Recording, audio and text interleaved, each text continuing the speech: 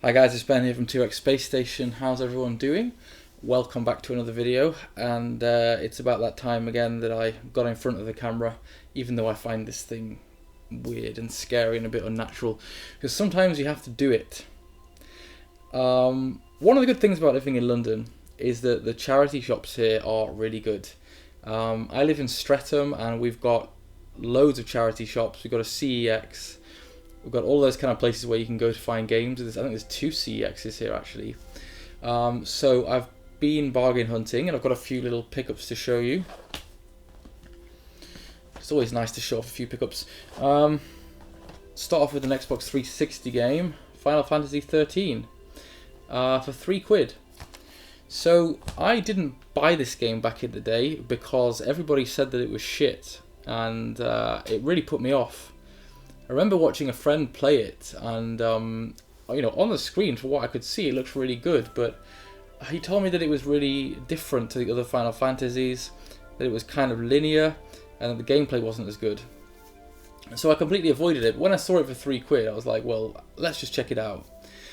I've got quite a way into it, maybe about 8 or 9 hours into it. I'm onto the second disc, and I think it's a really good game. It works for me. One of the things that I'm not a big fan of are random battles, and this game it has a mix, but well, it's kind of like a halfway house between the two. You don't sort of fight on the open world map. You do have to go into another screen, but you can see where the enemies are, and you kind of know when those battles are coming. So I think it's the element of surprise that I don't like about random battles, so it kind of gets rid of that. I mean, the graphics look absolutely amazing. Like a standard Final Fantasy game, the CGI stuff in it is just blow your mind. And the plot, it's very obscure. It's taken me a while to get it, and I can see that it's going to be multi-layered. There's kind of several different groups of characters that are interacting with each other, but I'm starting to get sucked in, and I can tell that this is one of those games where the plot is going to build up and I'm going to get addicted to it. It has got summons in it, what they're called Eidolons or something. And I think one of the good things about this game is the battle system is really different to the other Final Fantasies. It's kind of automated battles. You control one person in the party, and you can just keep pressing auto attack, but you've got to switch between different paradigms that involve like setting up the party to work in different ways, and it's kind of the way that you switch between the paradigms while you're fighting that kind of determines whether you're going to do well or not. And I really enjoy that. It's kind of fast paced, and it's got an element to it that speaks to me. So yeah, I'm really pleased with that pickup. Onto the Wii, my favourite system to collect for. These are actually relatively expensive, for Wii games. Like usually you can find games for like £1 or £2 or £5, but nevertheless, this is Rayman Origins, and it was £6. I still think £6 is a fair price. I do tend to Google games when I'm in the store, see if I'm paying something over and above what Amazon would ask for. I think that's fair enough, £6. This game has come out on several platforms. I think it's on the Xbox and the PS3. But it's meant to be one of the most beautiful platform games of that generation. It's probably rated as one of the best platform games of that generation, of that era. And it's probably up there in terms of the Wii's platform games. I mean, obviously the Wii version doesn't have HD graphics, but with the component cable and with using 60 Hz, I still think Wii games can look very good. So I'm really looking forward to getting stuck into that bad boy.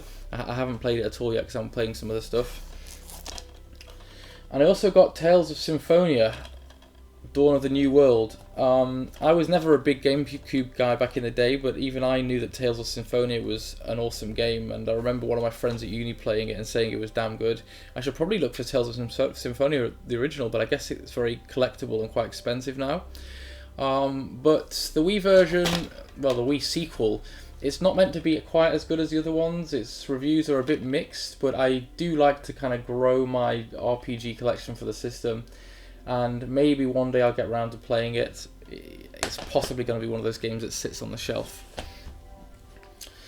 One of the cool things about Streatham is that there's lots of bookstores, and I saw this book in the front of the store, and you just knew that I had to buy it. It's a Philip K. Dick book, and I'm pretty into Philip K. Dick. I mean, he's the guy that did Do Androids Dream of Electric Sheep, the book that Blade Runner was based on. and this is called A Scanner Darkly. The cover looks really sort of trippy. It's like trippy 60s. And it's, well, I got it for £2, which is great. I've just finished reading it. I was thinking of doing a book review. I'm not sure if people would be into that stuff, because it's, you know, it's kind of a games channel, but maybe I'll review this and tell you guys about it in more detail. So yeah, a few bits and bobs. So what did I want to talk about today? Firstly, I want to talk about a bit about being an introvert, because I think that's something that can be pretty misunderstood by people. And it's something that can be very difficult to explain to people in some ways. And I've known for quite a while that I'm pretty strongly on the introvert side of the spectrum. And I guess this ties into the fact that I didn't go to Play Expo this year. Yeah, sorry guys, I was looking forward to going to it. I was planning on going to it, but basically what happened with me recently was that I had to do all of those exams. I was studying loads, and I basically spent the whole summer, like 3 months, just working. And I built up and up and up to this like point where, you know, I sat the exam, had all this adrenaline, and then there's this really weird like anti-climax feeling. Like after all that effort and all that work, I did them, and then they just finished, and I was like, ugh, what? That's it? So when they finished, I just had this like a come down feeling, like I was just coming down off a roller coaster, and felt completely drained. And I had to go do some things, like social things, because I'd been putting all that off for ages.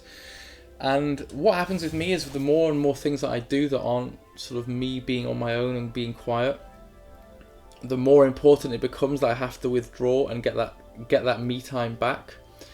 So I basically just hit this point where I didn't really want to do anything. I just wanted to sit in my room, playing games or reading books, writing stories, playing guitar. And the more that I go on without doing those things, the more it becomes really important that I just have to stop and withdraw. And that can be really hard for people who are around me, because, like, you know, your friends, your loved ones, all that stuff, it's kind of weird that you just have to disappear into this place. But it's really important that I do it. Like, if I don't do it, I'll just start to run on empty and go completely flat. And so yeah, Play Expo seems like a great idea, but if I'm in that flat place, there's just no point. Like, I won't be able to bring myself to do it. I just didn't feel like socializing and stuff, and that happens to me sometimes. And the good thing is that I now have got the awareness about how it is. I remember seeing like a cartoon on Facebook. It was like a comic that was describing how it is to be an introvert to people who may not understand it, may not be like it. And I think what it really boils down to is where you get your energy from. So if you're on the extrovert side of the spectrum, things like hanging out with people, socializing, going out, that's recharging to you. So that will recharge your batteries and make you feel, you know, happy. And Neve, my girlfriend, is an extrovert, I think.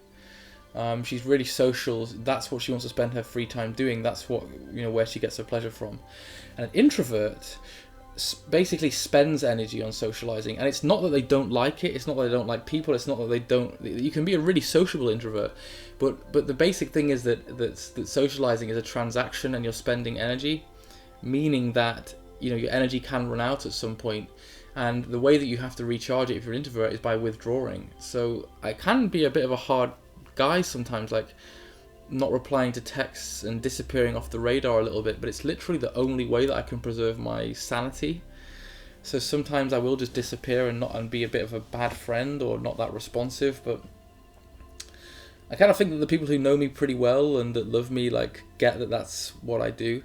And I suppose that YouTube is an introvert thing for me. It's like, this is a way of kicking back and, like, you know, going into my own place and doing something that's really just me and a camera.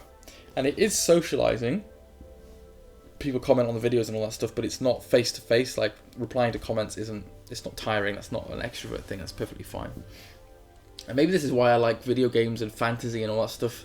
I think these can be pretty linked with introversion, you know.